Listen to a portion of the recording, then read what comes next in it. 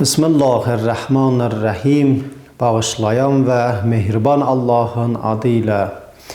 Əziz və dəyərli izləyicilər, hər birinizin üzərinə Allahın salamı, salavatı, bərəkəti olsun inşallah. Hər birinizi xoş gördük. Bugünkü proqramımızın mövzusu çox dərin və düşündürücü bir mövzudur. Mövzumuz İmam-ı-Zaman Əccalallahu Fərəcəhuş-Şərifin qeybət zamanında mərcəiyyətin zəruriyyəti haqqındadır. Yəni bu dövrdə ki, hal-hazırda biz yaşayırıq, İmamın qeyb dövründə Həzrəti Məhdinin, bu dövrdə mərcəiyyətin zəruriliyi, önəmi haqqında danışacaq inşallah. Bildiyiniz kimi, bu dünyanın bir sahibi var, o da Allahdır. Allah isə heç zaman yeryüzünü rəhbərsiz, höccətsiz qoymaz. İnsanları heç bir zaman başlı başına buraxmaz. Necə ki Allah Mütəal öz kitabında buyurur Qur'an-ı Kərimdə, Rəd surəsinin 7-ci ayəsində, hər bir dəstə üçün hidayət edən vardır. Baxın, bu ayədən aydın şəkildə başa düşmək olur ki, yer üzü heç bir zaman rəhbərsiz, hidayət edənsiz qalmayıb, nə də qalmaz. Başqa bir hədisdə buyurulur ki, əgər yer üzündə 2 nəfər belə qalmış olsa, onlardan biri mütləq höccət olar. Yəni, yer üzü yenə də höccətsiz, rəhbərsiz qalmaz. Hədisdən də bəlli olduğu kimi, hətta yer üzündə 2 nəfər belə qalmış olsa məsum buyurur, onlardan biri mütləq höccət olar. Yəni, İmam Məhdi əleyhissalam hal-hazırda yaşayır, aramızdadır, sadəcə bizim gözlərimizdən kənardır. Burada bir sual meydana çıxır. Sual bundan ibarətdir ki, bu dövrdə ki, biz hal-hazırda yaşayırıq, imamımız qeybdədir. Bəs biz hal-hazırda kimə müraciət etməliyik? Suallarımızı kimə verməliyik? Kimə təqlid etməliyik? Və s. Məhz elə bu sualların cavabı bizi mərcəiyyət anlayışı ilə tanış edir. Mərcə sözünün lüğəvi mənası müraciət edilən şəxs deməkdir. Dini məsələlərdə ki, biz müraciət edirik, o şəxsə deyərlər mərcə, yəni müraciət edilən şəxs. Başqa bir ayədə Uca Allah buyurur, Tövbə surəsinin 122-ci ayəsində, möminlər hamılıqla, yəni hamısı eyni anda lazım deyil, cihada gedələr və yaxud səfərə gedələr. Bəzi tərcümələrdə fərqlidir, ancaq mən ən məhşur nəzər olan cihad kəlməsindən istifadə edirəm. Allah buyurur, lazım deyil ki, möminlər hamılıqla eyni anda cihada gedələr.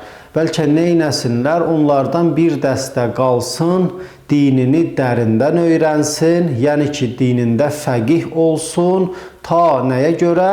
Qövmü qayıdan zaman onları xəbərdar etsin, onları ilahi hökmlərdən, dindən xəbərdar etsin. Bu ayə bir növ fəqih ayəsi kimi də tanınır, yəni dinində fəqih olanlar. Ayədən də bəlli olduğu kimi, necə ki oxuduq Tövbə surəsinin 122-ci ayəsində, fəqih anlayışı necə açıq, aydın şəkildə bizlərə bəyan olunur. Əlbəttə ki, insanların hər biri alim ola bilməz. Ancaq insanların içində bir dəstə vardır ki, dinində fəqihdirlər və insanların da vəzifəsi odur ki, o fəqihə, o sahədə mütəxəssisə neyniyələr, müraciət edələr.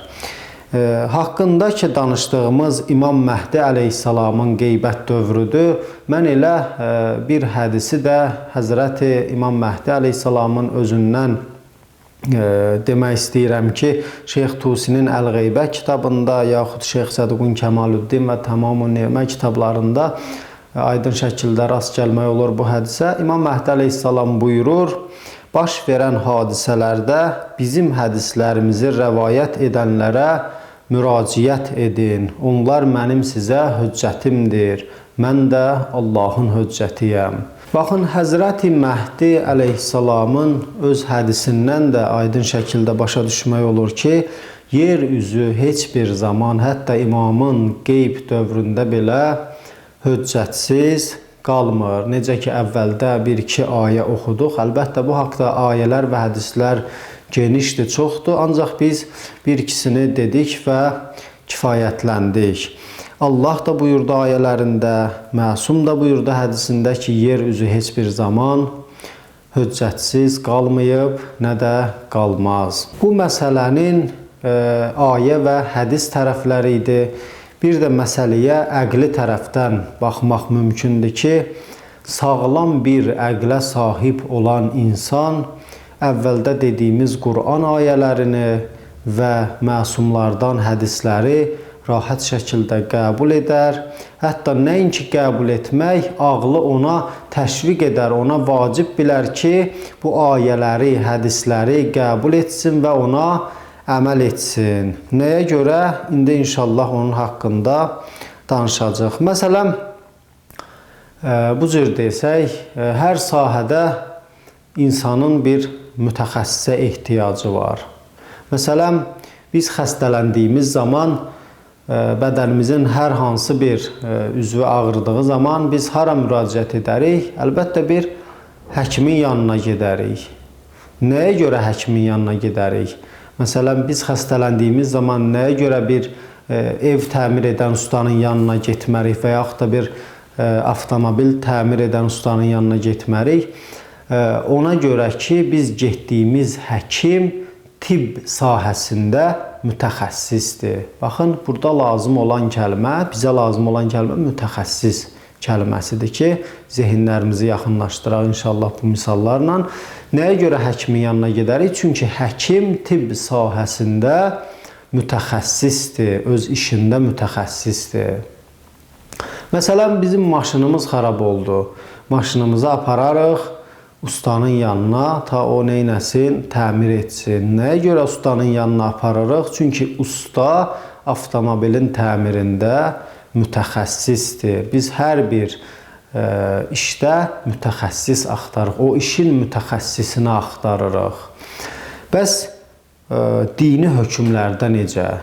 Mən dünyəvi misallar çəkdim. Əlbəttə bununla müqayisə etmək mümkün deyil. Ancaq zehinlərimizi yaxınlaşdırmaq üçün bir neçə misal vurdum. Və bunun timsalında yüzlərlə, hətta bəlkə deyərdim minlərlə misallar vurmaq olar ki, çox haşiyəyə çıxmadan inşallah söhbətimizə davam edək. Bəs dini mövzularda necə?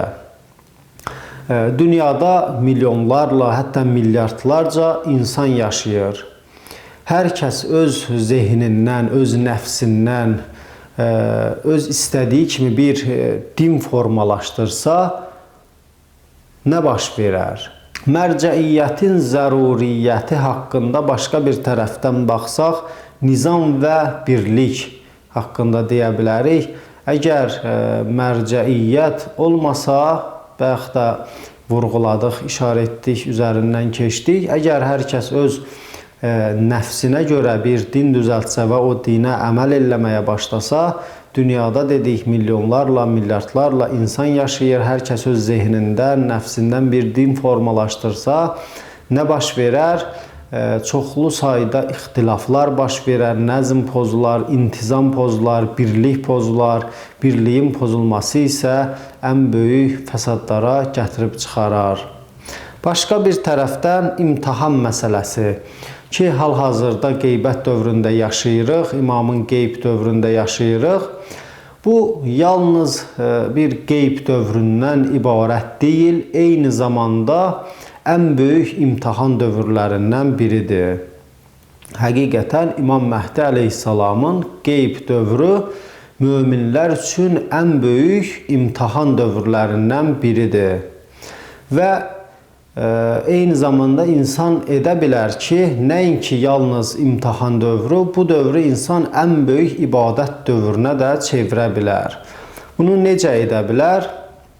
Həzrəti Peyğəmbər salavatullah buyurur, ümmətimin ən üstün ibadəti fərəci gözləməkdir. Yəni İmam Məhdi əleyhissalamın zuhurunu gözləməkdir. Ancaq bu o demək deyil ki, mən yalnız bu cür oturmalıyam, deməliyəm ki, mən İmam Zaman əleyhissalamın zuhurunu gözləyənlərdənəm. Əlbəttə ki, bu hədis bu mənanı vermir. İnsan gərək çalışa, İmamın zuhuru üçün şərait yarada, bir zəminə yarada, nəfsini paklaşdıra. Əvvəla insan özündən başlamalıdır, daxilindən başlamalıdır.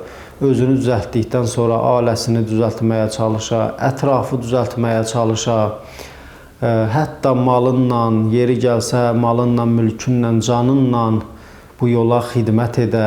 Allah bizləri İmam-ı Zaman Əccəlallahu Fərəcəhu Şərifin zuhuruna zəminə yaradan möminlərdən qərar versin inşallah. Vəssalamu aleykum və rəhmətullahi və bərəkatuhu.